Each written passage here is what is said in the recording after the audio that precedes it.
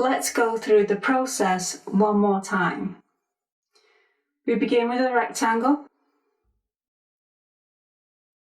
I draw a curvy line along one of the edges. That line is curvy but also has a point. There is a lot of freedom in the type of line that you can create. You can choose curves or sharp edges, and that gives the artist a lot of freedom. I then copy that curvy line and place it on the right edge of the rectangle.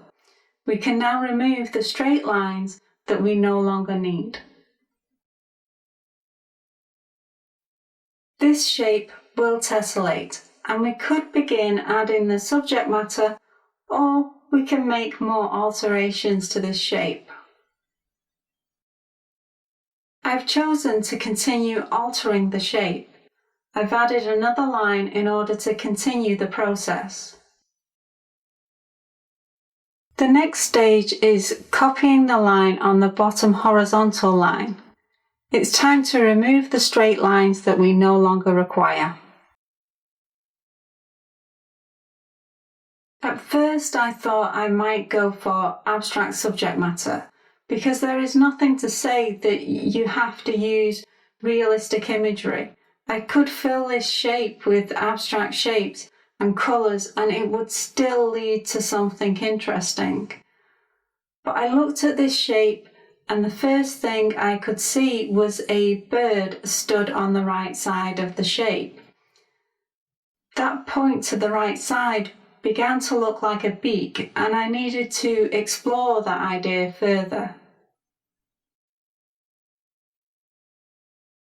When I drew that first bird, I thought about what Escher said about subject matter. He warned that plants are really difficult subject matter to use in this type of work, and he mentioned that birds and fish are particularly good subject matter to use.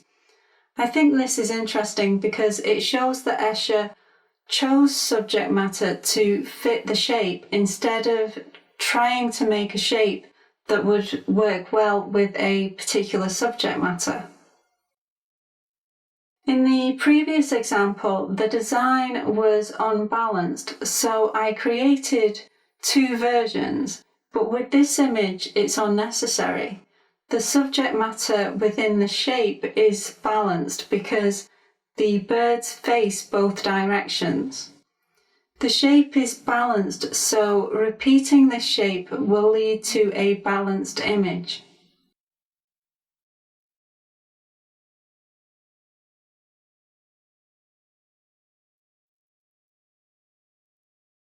The birds were facing in different directions, but once I tessellated the image, they were facing each other, and they appear to be hugging.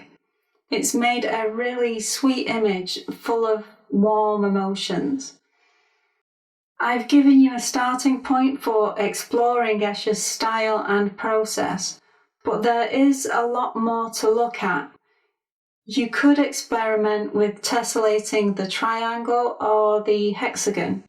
Perhaps you want to test Escher's statement that plants are particularly difficult to use in these types of work. You might think that your particular artistic style is well suited to making interesting tessellated images of plants. If you research tessellations, you will find many interesting designs that you could adapt and use in your artwork.